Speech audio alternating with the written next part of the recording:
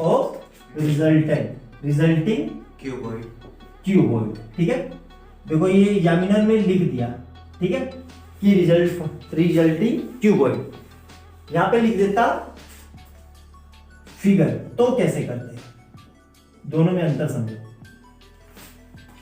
क्या दिया हुआ है, क्या दिया हुआ है, पढ़ो। A√3 = 64 क्या दिया हुआ है सर 2 क्यूब है सर। 2 क्यूब दिए हुए है, 2 cube each of volume. Each का मतलब एक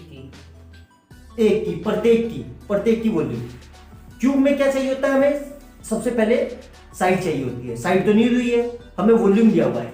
वॉल्यूम क्या दिया हुआ है क्यूब का, वॉल्यूम ऑफ क्यूब कितना है 64 सेंटीमीटर क्यूब। ठीक है, हमें वॉल्यूम पता है, क्यूब का वॉल्यूम क्या होता है A√3 तो होता है। क्यूब का वॉल्यूम। हाँ जी सर, कल तो लिखा है। देख क्या होता है, नो सर 1 क्यूब होता है सर, 1 क्यूब होता है सर। वो सर 1 क्यूब होता है सर वो आया समझ में। ये a क्यूब इक्वल टू, 64। तो अब डायरेक्ट इस क्यूब से ये क्यूब नहीं काटेंगे, क्यों, इसको लिखेंगे a क्यूब इक्वल टू, ये किसका क्यूब है 4 सेंटीमीटर का क्यूब, ऐसे लिखेंगे 4, ऐसे 4 इंटू 4 इंटू 4, तो कितना हो गया ये 64 आ गया।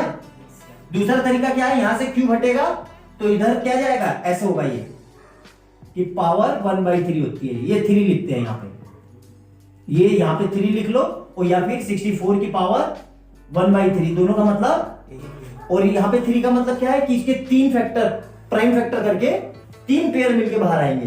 तो देखो 64 का करो 2 से कर दो 32, फिर 2 से करो 16, फिर 2 से करो 8, फिर 2 से करो, फिर 2 से करो, फिर 1। तो यहाँ पे अंडर रूट के अंदर लिख लो ऐसे, ये 3 ऐसे रहा, 2 into 2 into 2 into 2 into 2 into 2। अब क्या करेंगे, पेयर बनेगी, 3 का पेयर मिलके 1, तो एक यहाँ से बाहर आ जाएगा और यहाँ से एक आ गया ऑटोमेटिकली, 2 2 जा। 4। ये भी तरीका है करने का, एग्जाम में ऐसे ही करके दिखाना, डायरेक्ट मत करना, ठीक है, एग्जाम में ऐसे ही करके दिखाना तो ही मार्क्स मिलेंगे। यहां तक समझ में आ गया, कोई दिक्कत नहीं आता। तो ये पता चल गया कि भाई क्यूब की साइड कितनी है, डायरेक्ट लिख दूंगा। अब इससे तो a इक्वल टू कितना आ गया 4 सेंटीमीटर। ठीक है, अब ध्यान से देखना, अब ये क्यूब है, ये क्यूब है, ठीक है।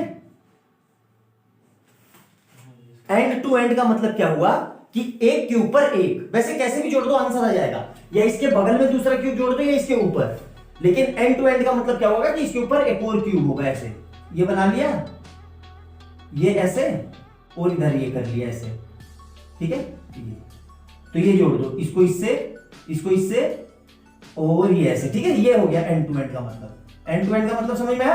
हाँ जी सर। अब देखो ध्यान से, ये कितनी है 4, ये भी कितनी है 4, और ये भी कितनी है 4। अब ये कितनी है ये भी 4। 4, ये कितनी है ये भी 4। और ये कितनी है, ये भी 4। चेंज क्या हो रहा है, आराम से देखो, ये टोटल कितनी है, ये क्या हो गई, लेंथ, ये लेंथ हो गई, लेंथ हो गई, ये हाइट कितनी हो गई 4 प्लस 4, तो मतलब 8 सेंटीमीटर, ठीक है। ये क्या है, ये ब्रेड, ब्रेथ, हाइट हो गई, वो लेंथ, Yes. लेंथ कितनी है ये 4 सेंटीमीटर, और ये क्या हो गई ब्रेथ, ये कितनी हो गई 4 सेंटीमीटर। तीनों कैसी है, डिफरेंट, दो एक जैसी और एक, तो ये क्या बन गई क्यूबॉइड। क्या बन गई ये, क्यूबॉइड। क्यों, क्योंकि क्यूबॉइड की तीनों साइड अलग अलग होते हैं। जरूरी नहीं है तीनों अलग हो, दो एक जैसी और एक अलग भी हो सकती है, लेकिन तीनों एक जैसी नहीं होगी, तीनों एक जैसी होगी तो वो क्यूब बन जाएगा। क्यूब बन जाएगा। तो यहां हमें पता चल गया कि भाई फिगर कैसी बन गई, क्यूबॉइड, क्यूबॉइड बन गई। तो अब क्यूबॉइड का क्या निकालना है, सरफेस है। अब यहाँ पे सरफेस एरिया लिखा है, सरफेस एरिया में क्या टीएस है कि सीएस है, जब भी ना दिया हो, जब भी सिर्फ क्या लिखा हो सरफेस तो हमेशा टीएस से निकालो, और जब सीएस से निकालना होगा तो वो मेंशन करेगा। लेटरल, आई बात समझ में। जब भी ना दिया हो तो क्या निकालेंगे, TS से निकालेंगे। और जब CS से निकालना होगा तो क्वेश्चन में मेंशन करेगा। तो यहाँ हमें पता नहीं है तो हम TS से निकालेंगे। क्यूबॉइड का TS से क्या होता है, sir 2 into LB plus plus BH BH plus HL plus BH plus HL HL, ठीक है, ब्रैकेट में 2 ये रहा। L की जगह कितना है, L की जगह है 4 into 4 plus 4 into 8 plus 8 into 4, ठीक है। तो 2 ये रहा, ये कितना होगा 16 प्लस 32 प्लस 32, तो कितना हो गया ये 2 ऐसे ही रहा 32 64 180। तो ये आपसे कितना आ जाएगा 160 क्या सेंटीमीटर क्या स्क्वायर क्यूब की क्या स्क्वायर क्यों वॉल्यूम होता है एरिया एरिया है, ठीक है। तो यहाँ पे क्या हो जाएगा, यही आंसर है। आई बात समझ में, आगे समझ में। अगर वो बोल देता इसी में कि एक क्यूब को दूसरे के साथ हॉरिजॉन्टली जोड़ रहे हैं तो फिर लेंथ 4 हो जाती। हॉरिजॉन्टली मतलब इसके आगे ही एक दूसरा क्यूब बना दिया। आई बात समझ में, मतलब ऐसे एक दूसरा क्यूब बना दिया इसके आगे, ऐसे साइड बाय साइड। हाँ साइड बाय साइड। तो अब ये लेंथ कितनी हो जाएगी, ये 8 हो जाएगी, ये 4 ही रहेगी और ये भी 4 तब लेंथ पे फर्क पड़ेगा। आई बात समझ में। अब ऐसे किसी को भी कुछ भी लिख लो, L को 8 लिख लो या B को या H को, आंसर पे कोई फर्क नहीं पड़ेगा। डिजिट्स वही रहेंगे। हाँ, लेकिन स्टैंडर्ड तरीके से करना है। एग्जामिनर अगर समझ सही हुआ तो वो समझेगा कि चलो कोई बात नहीं, हो जाती है, क्योंकि आंसर में कोई फर्क नहीं पड़ेगा।